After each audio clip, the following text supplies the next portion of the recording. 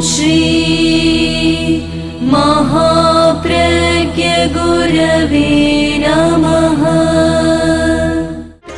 जिसके सांसों में रहता है शाश्वत शांति का स्पंदन, उस महाप्रज्ञ को वंदन, उस महाप्रज्ञ को वंदन। सत्य अहिंसा अनेकांत को अर्पित जिसका तन मन, उस महाप्रज्ञ को वंदन, उस महाप्रज्ञ को वंदन। जिसके सांसों में रहता है शाश्वत शांति का स्पंदन, उस महाप्रज्ञ को वंदन, उस महाप्रज्ञ को वंदन।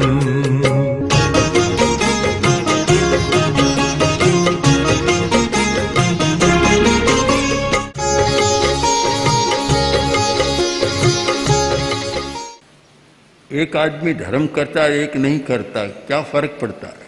क्या लाभ क्या होता है क्या? क्योंकि धार्मिक लोग ये मानते हैं धर्म से परलोक सुधर जाएगा, स्वर्ग मिल जाएगा या मोक्ष मिलेगा। क्या लाभ हुआ? प्रश्न स्वाभाविक है और इस प्रश्न पर आचार्य तुलसी ने अनुव्रत के संदर्भ में बहुत कुछ कहा, बहुत लिखा कि धर्म केवल परलोक सुधारने के लिए नहीं, वर्तमान में अंतर आना चाहिए, दिखना चाहिए कि अंतर आया है। और जब वर्तमान में कोई अंतर न लगे तो फिर धर्म करने वाला और धर्म न करने वाला दोनों के बीच में कोई भेद रेखा खींचना बड़ा कठिन होता है। अंतर क्या हो सकता है? तो एक बहुत समझदार अनुभवी व्यक्ति था, उसने कहा अरे बहुत बड़ा अंतर आता है, लो मैं तुम्हें समझा रहा हूं। उसने जो बात कही बड़ी पते की बात है और ये बहुत पुरानी बात, पुराने समय से चल रही है और महाभारत में भी उसका बहुत सुंदर ढंग से प्रतिपादन हुआ है कि अंतर बहुत आता है।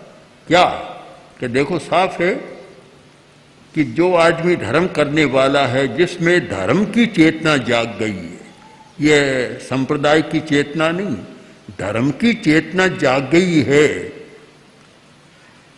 बसन विषय मध्येपि, वह आदमी विषयों के बीच रहता है। विषयों के बीच मतलब सारी पौद्गलिक दुनिया, भौतिक जगत में रहता है, किंतु न बसत्येव बुद्धिमान, विषयों के बीच में रहता है पर विषयों में निवास नहीं करता। इस प्रकार की बुद्धि उसमें जागृत हो जाती है कि शब्द रूप रस गंध स्पर्श की दुनिया में रहता है, रहता हुआ भी उसमें नहीं रहता। आवश्यकता हुई रोटी खा ली पर दिमाग में रोटी की बात ही सदा नहीं रहती। आवश्यकता हुई पानी पी लिया, पानी की बात दिमाग में नहीं रहती। जो भी इंद्रियों का विषय है, जितनी आवश्यकता और उपयोगिता कर लिया पर फिर दिमाग में वह नहीं रहता। और जिस व्यक्ति में धर्म की चेतना जागृत नहीं है, असत्सु विषय स्वपी, वह जो विषय सामने नहीं है, प्राप्त नहीं है, उसमें ही सदा निवास करता है कि मुझे ये चाहिए, वह नहीं मिला, वह नहीं मिला। जो प्राप्त नहीं है उसमें ही सदा लगा रहता है और सारा दिमाग उसकी ओर दौड़ता है। एक सुंदर श्लोक, सुंदर प्रतिपाद्य, इसको हम एक कहानी के माध्यम से भी समझ सकते हैं। एक राजा जंगल में गया और महिमा सुनी कि बहुत बड़ा तपस्वी जंगल में है, बड़ा तेजस्वी है, तपस्वी है। देखा सचमुच वैसा था तो बोला महाराज आप मेरे महल में चले, महारानियां भी आपका दर्शन करना चाहती है। उसने कहा मैं क्या करूंगा, नहीं आपको जरूर दर्शन देना है। बहुत आग्रह किया तो सन्यासी तपस्वी उसके साथ चला, महल में गया, अंतःपुर में गया, महारानियों ने दर्शन किए और राजा बोला कि जब आप यहाँ आ ही गए तो कुछ दिन तो यहाँ ठहरे, बड़ी कृपा होगी। तो सन्यासी ने कहा कोई बात नहीं, चलो एक कमरे में ठहरा दिया। एक सप्ताह बीता, वापस जाने की बात नहीं। 2 सप्ताह बीता। अब राजा के दिमाग में तो महल ही था, उसने सोचा कि कहीं अड्डा न जमा ले, यहाँ अखाड़ा न बना दे। 4 सप्ताह बीते, सन्यासी ने कुछ जाने का कहा ही नहीं। तब फिर राजा आया, आकर बोला महाराज बहुत लंबा समय हो गया, जंगल की यात्रा नहीं की, चलो आज तो हम जंगल की यात्रा पर चले। तपस्वी बोला चलो चले। तो दोनों गए जंगल में, वहीं पहुंच गए जहां वह पेड़ के नीचे बैठता था। पेड़ आया और वहां बैठ गया। राजा भी बैठा। राजा बोला महाराज एक मेरे मन का प्रश्न है, प्रश्न है मेरे मन का, कि मैं भी महल में रहता हूं और आप भी महल में रहे, तुम दोनों में फिर अंतर क्या हुआ? तब तपस्वी बोला कि कोई ज्यादा अंतर नहीं, इतना है कि मैं महल में रहा और तेरे दिमाग में महल रहता है, इतना बड़ा अंतर है। एक तो रहना, एक दिमाग में रहना। जो दिमाग में रहता है उसका अर्थ हो गया आसक्ति, बंधन, मोह, ममत्व और मूर्छा। ये सारे शब्द उस के लिए गढ़े गए हैं कि जिसके दिमाग में वह चीज रहती। आयार गया, काम किया, बात समाप्त। एक दिन कोई बढ़िया भोजन कर लिया,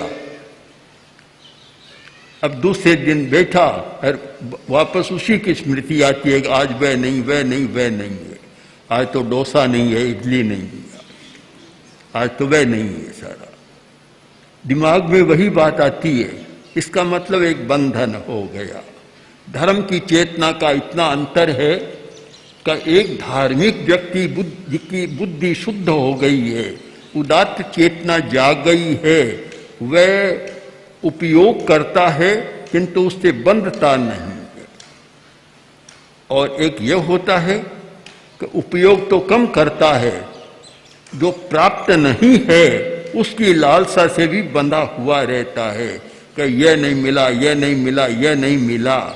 असत्सु विषयस्वपि संवसत्येव दुर्बुद्धि असत्सु विषयस्वपि। जिसकी धार्मिक बुद्धि जागृत नहीं है, वह जो प्राप्त नहीं है उसकी उधेड़ बुन में ही लगा रहता है। मुझे यह नहीं मिला, यह नहीं मिला, यह नहीं मिला, सारी चेतना उसमें व्यापृत हो जाती है। बहुत बड़ा एक अंतर सामने आया।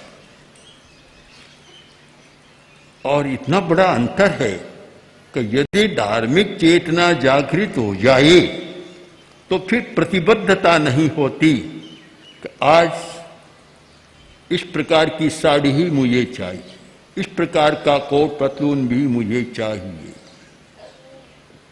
इस प्रकार का भोजन मुझे चाहिए।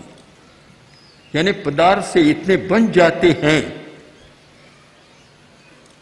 कि भोज में गया और वह पदार्थ नहीं मिला तो कि निकम्मा, सारा कुछ सार नहीं, गया पर कोई अर्थ नहीं हुआ, क्योंकि जो बंधा हुआ था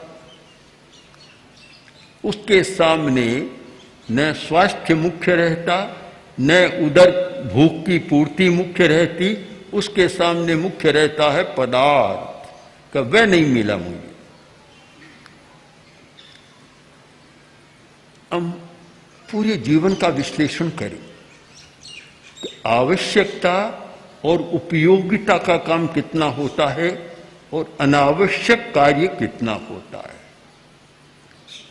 ये सारा संग्रह अनावश्यक चेतना के आधार पर होता है, अन्यथा व्यक्ति को इतना संग्रह करने की जरूरत नहीं। जो केवल अपने काम न आए, केवल समाचार पत्रों के सर्वे में ही रहे कि उसके पास इतना है, इसके सिवाय कोई उपयोग नहीं होता उसका। लोग कहते हैं कि हिंदुस्तानी बड़े लोगों का स्विस खातों में इतना पड़ा है कि पूरा सारा गरीबी का निवारण हो जाए। पर काम किसके आता है कि वहाँ वे लोग भी, शिस्त खाते वाले भी, अधिकारी भी कहते हैं कि इतना हो गया कि या तो ले जाए, नहीं तो फिर निकम्मा सारा चला जाएगा।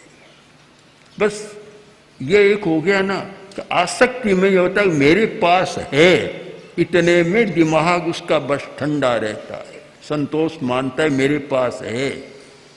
उपयोगिता और आवश्यकता की बात वहां नहीं रहती। एक कितना बड़ा अंतर आ गया कि धार्मिक चेतना का जागरण और धार्मिक चेतना का अभाव। धार्मिक चेतना का जागरण है, वहां कोई अनावश्यक बात नहीं होती, उसमें नहीं रहता। जो प्राप्त है उसमें भी लिप्त नहीं होता, बनता नहीं है, उसमें न बसत्येव बुद्धिमान। उसकी चेतना पदार्थ में निवास नहीं करती, मात्र उपयोग करती है।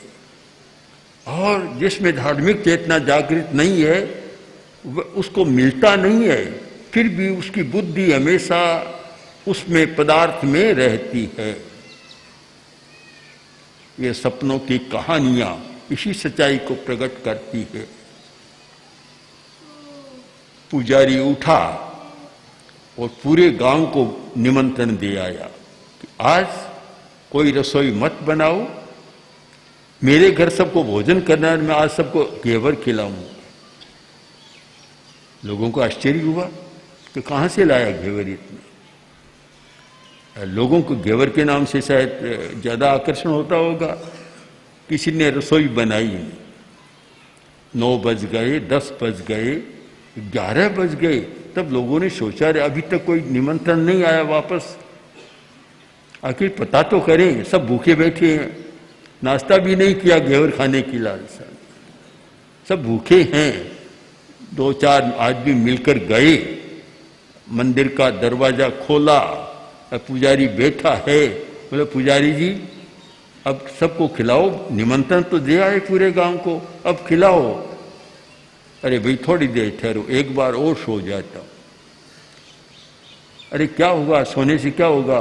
कि तुम्हें पता नहीं, रात को मुझे सपना आया था कि मंदिर सारा घेवरों से भर गया है, पूरे गांव को मैं घेवर खिला दूंगा। एक बार मुझे और नींद लेने दो, सपना आ जाए, फिर मैं तुम सबको भोजन करा दूंगा। असत्सु विषयेष्वपि, जो नहीं है उसमें चेतना लगी रहती है, उसके आधार पर उसके सारे व्यवहार और आचरण भी बदल जाते हैं। महाराज जनक ने भी सपना देखा था कि ऐसी अवस्था देखी, राज्य चला गया, खाने को किसी ने खिचड़ी परोसी, बीच में कोई खा गया। अब था राजा और स्थिति आ गई नीचे की। सपने में दोनों होते हैं, कभी रंक तो राजा बन जाता है, राजा रंक बन जाता है। और सपना टूटा, देखते तो वही राज्यपाट सब कुछ है। तो महाराज ने, जनक ने कहा यह सच या यह सच, दोनों में सच कौन है? जो मैं सपने में देख रहा था वह सच है, या अभी खुली आंखों से देख रहा हूं वह सच है? ये बड़ा कठिन है मामला दुनिया का। बहुत लोग सपने में देखते जीते हैं और सपने का ही दूसरा नाम हो जाता है, मूर्छा में जीते हैं, मोह माया में जीते हैं और झूठी कल्पनाओं में जीते हैं, असत्य में बहुत जीते हैं। अगर धार्मिक चेतना जागृत है तो उसका जीवन व्यवहार सारा बदल जाएगा। अगर यह मूर्छा भंग हो जाए कि मुझे पदार्थ में नहीं रहना है, उपयोग करना है पर उसके बीच लिप्त होकर नहीं रहना है, तो फिर शायद ये भ्रष्टाचार कहीं नहीं होगा। भ्रष्टाचार क्यों होता है? ये मान लिया कि जितना इकट्ठा किया जाए उसमें श्रेय है, तो भ्रष्टाचार होता है, घोटाला, महाघोटाला होता है। अगर ये धार्मिक चेतना जागृत हो जाए तो ऐसा कुछ नहीं हो सकता। बहुत लोग बड़े गर्व के साथ कहते हैं कि हिंदुस्तान बड़ा धार्मिक देश है। मैं तो ऐसा नहीं कहता, मुझे संकोच होता है। हिंदुस्तान को धार्मिक देश कहने में संकोच होता है। एक युग था कि हिंदुस्तान बहुत धार्मिक देश था और इतनी नैतिकता थी, इतनी प्रामाणिकता, इतनी सच्चाई। एक गुप्त युग का समय रहा, मौर्य युग का समय रहा, ऐसा स्वर्ण युग रहा और जिसका विदेशी यात्रियों ने लंबा चौड़ा वर्णन लिखा कि वहां हिंदुस्तान में ताला नहीं लगाया जाता, किवाड़ बंद नहीं किए जाते। आज कोई करके देख ले, कोई गांव प्रयोग करे कि न ताला न किवाड़ बंद, सुबह तक घर भी साफ हो जाएगा, कुछ मिलेगा भी नहीं। कहां कैसे माने धार्मिक। एक समय था कि इतनी प्रामाणिकता कि महामात्य चाणक्य जैसा चाणक्य जो 2 दिए जलाता, जब विदेशी आया, मेघस्थनीज आया, बात करनी थी तो चाणक्य उठा और दिया एक बुझा दिया, दूसरा जलाया। तो उसने आश्चर्य के साथ पूछा कि महामात्य आपने यह क्या किया, एक दिया बुझाया दूसरा जलाया। तब महामात्य बोले कि इतने समय तक मैं अपना घर का काम कर रहा था तो मेरा दिया जल रहा था, अब मैं सरकारी काम कर रहा हूं तब सरकार की दिया जल रहा है। आज इस बात को तो एक झूठी बात, कल्पना ही माने, कहां तक सच्चाई है पता नहीं लगता। कैसे शायद विश्वास करना भी मुश्किल है। या तो यह मान लें कि पुराने लोग ज्यादा पढ़े लिखे शिक्षित बौद्धिक लोग नहीं थे, इसलिए इस प्रकार का व्यवहार करते। जहां बुद्धि का विकास हो गया वहां तो यह है कि जितना कर सको उतना कर लो। सारी धारणाएं बदल गई है। धारणा क्यों बदली है कि धर्म की चेतना कम हो गई, संप्रदाय की चेतना तो बहुत बड़ी है। भीड़ है संप्रदाय की चेतना में, वह तो बड़ी है, किंतु वास्तव में धर्म की चेतना बहुत कम हो गई। यही तो समस्या है। धर्म भी एक समस्या है, धर्म की अवधारणा भी समस्या है और उस संस्कार को तोड़ना भी एक बड़ी समस्या बन रहा है। वास्तव में धर्म की चेतना जागृत हो तो फिर पदार्थ बुराइयों में आदमी को नहीं ले जा सकता। आज जितनी बुराइयां सारी धन और पदार्थ के साथ जुड़ी हुई हैं और उनका आकर्षण आदमी को अनैतिकता की ओर ले जा रहा है। इसका मतलब कि धर्म की चेतना दिन प्रतिदिन गायब हो रही है। बड़े से बड़े आदमी को भी अनैतिक आचरण करने में संकोच नहीं होता, कोई कष्ट नहीं होता, ये चिंतन भी नहीं होता कि मैं किस पद पर हूं, मुझे यह काम नहीं करना चाहिए। एक थोड़ा सा पढ़ा कि अमुक जैन ने एक कितना गलत आचरण किया लड़कियों के अपहरण का, तब मेरे मन में आया कि ये जैन शब्द लगाकर जैन को क्यों लज्जित करते। ये लगाना नहीं चाहिए अमुक जैन बस। पीछे भी घटना पड़ी, कोई पुलिस का भी था जैन, उसने भी कुछ किया, तो एक संकोच होता है क्यों लगाए जैन। जैन धर्म जैसा पवित्र धर्म और इस प्रकार का आचरण करता है फिर जैन भी कहलाता है, अच्छा नहीं लगता। ये नाम के पीछे ये धर्म की बात लगनी नहीं चाहिए। लोग लगाते हैं, क्यों लगाते हैं हमारी तो समझ में पहले भी नहीं आता, अब भी नहीं आ रहा है। क्योंकि जैन लगाए और जैन धर्म की प्रतिष्ठा को बरकरार रखे, तब तो एक गौरव की बात हो सकती है कि जैन है, यह कोई गलत काम नहीं करेगा, यह कभी ऐसा नहीं करेगा। पुराने लोग जो जैन थे आगे नहीं लगाते थे जैन, किंतु पूरे राजस्थान के इतिहास को देखें, राजाओं के इतिहास को देखें तो राजा लोग जैन व्यक्ति को अपना प्रमुख दीवान बनाने में गौरव समझते थे। और जयपुर का, बीकानेर का, जोधपुर का है, मेवाड़ का भी 20-20, 30-30 पीढ़ियों तक बराबर जैन दीवान रहे। इतना विश्वास था कि इससे कभी धोखा नहीं हो सकता। कुछ समय पहले जो बड़े बड़े उद्योगपति थे, जैन व्यक्ति को प्राथमिकता देते थे कि यह कभी धोखा नहीं देगा। अब तो वह पहचान तो अब रखी नहीं। एक इतना विश्वास था। यहाँ राजस्थान का एक व्यक्ति भैंसा शाह, जैन श्रावक, बहुत बड़ा धनी आदमी और इतना प्रामाणिक और नैतिक आचरण वाला व्यक्ति था। एक बार वे गुजरात गए, अहमदाबाद गए, और अहमदाबाद में कोई 1 लाख रुपए की जरूरत हो गई।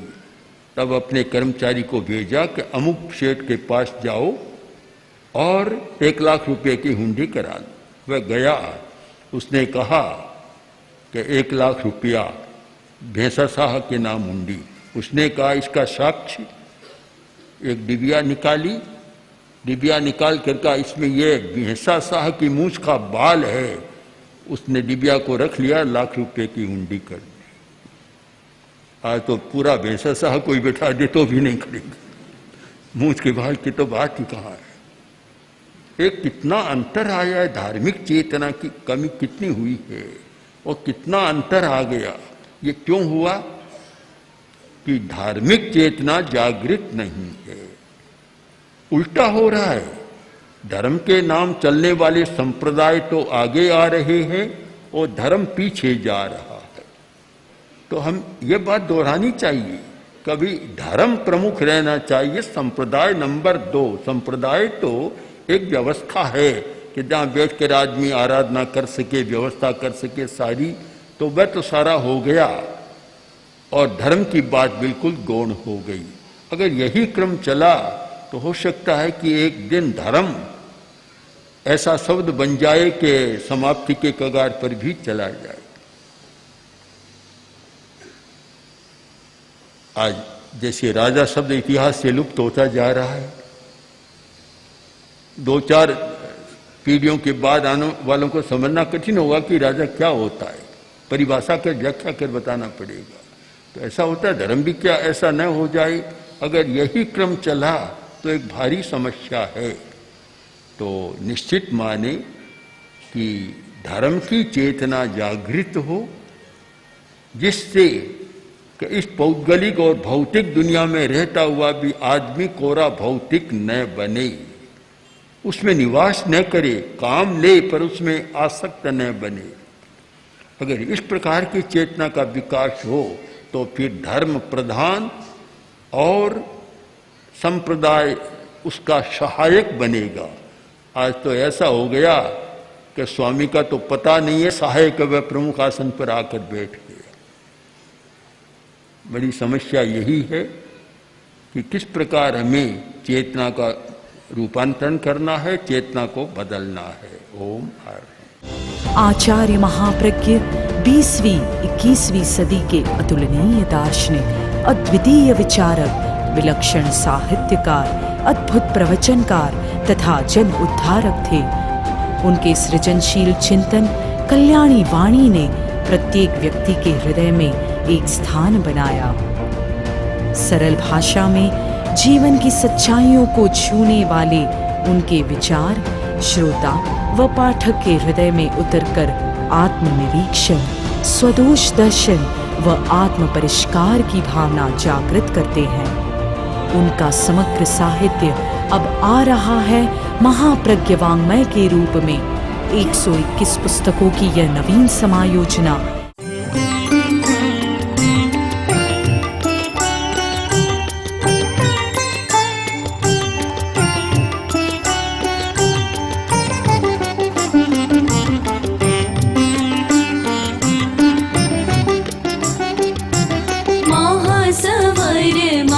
प्रज्ञ गुरुवर अर्घ्य आस्था काय चढ़ाए, अमल ध्यानी विशद ज्ञानी, अमर है तेरी ऋचाए।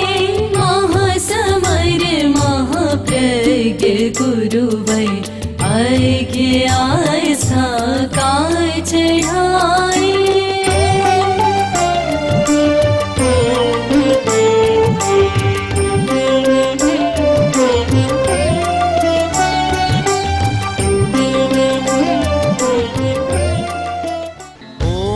श्री महाप्रज्ञ गुरवे नमः। ओम श्री महाप्रज्ञ गुरवे नमः। ओम श्री महाप्रज्ञ गुरवे नमः। ओम श्री महाप्रज्ञ गुरवे